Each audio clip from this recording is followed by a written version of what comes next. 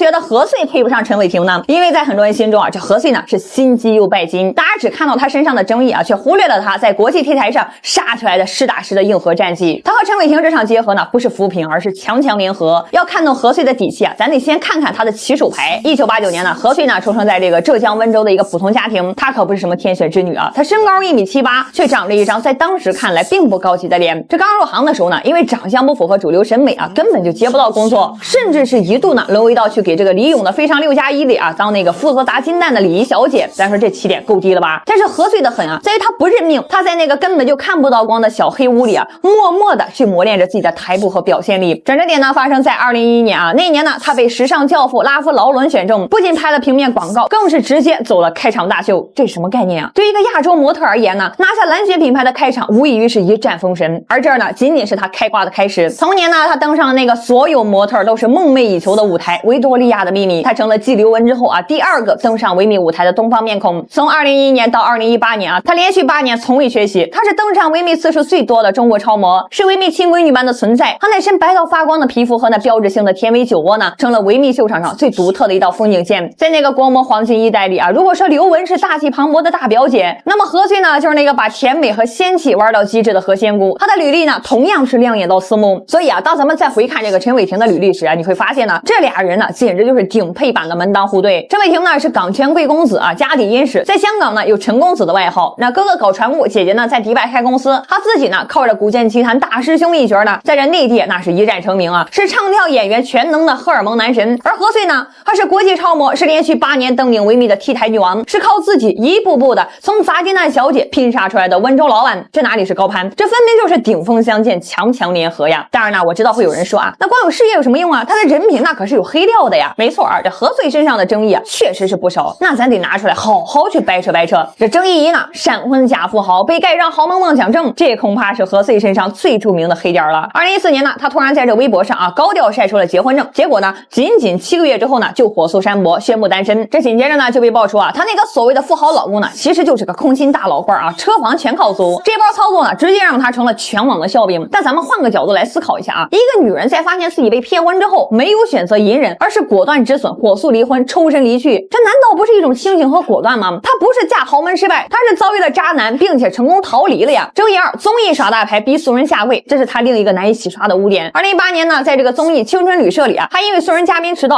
而被爆出呢当场甩脸子，甚至说出了让对方下跪的言论。这件事啊，那没得洗啊，无论是剪辑问题还是玩笑过火，你作为一个公众人物啊，在这个镜头前呢说出这样的话，那就是情商掉线，姿态难看。但是啊，咱也得说句公道话啊，一个在 T 台上走了10几年，常年和全球最顶尖团队合作的 A 咖超模，他的职业素养和敬业精神那是毋庸置疑的。一次综艺上的情绪失控，能否定掉他整个职业生涯的闪光点吗？争议3，超模宫斗抱团排挤刘雯，这更是罗生门级别的陈年旧挂，什么抱团呀、发黑稿啊、内涵呀等等等等啊，这些传闻呢，在当年的国模圈那传的是沸沸扬扬。但是啊，我们也得明白一件事，这模特圈它不是请客吃饭，它是一个修罗场啊。咱们可以对比一下，这好莱坞的肯豆和吉吉啊，这对网红姐妹花，她们同样是靠着抱团和家族背景，在时尚圈那是横着走啊，挤压了多少专业模特的生存空间啊！在那个充满了竞争、嫉妒和资源抢夺的名利场里，所谓的宫斗啊，或许只是他们那个圈层的生存日常。这任何一个金字塔尖的行业呢，比如啊这个华尔街的金融精英啊，硅谷的科技大佬，难道他们就是一团和气啊？你好我好大家好吗？不是的，有利益的地方啊，它就有战争。何穗、刘雯、奚梦瑶他们啊，不过是在那场国模黄金一代的卡位战中各自为战罢了。把这种职场竞争简单粗暴的归结为排挤和霸凌，或许啊也过于上帝视角了。所以啊，扒开这些真真假假的黑料和争议之后呢，我们看到的何穗到底是个什么样的人呢？她是一个出身普通却野心勃勃的温州女孩，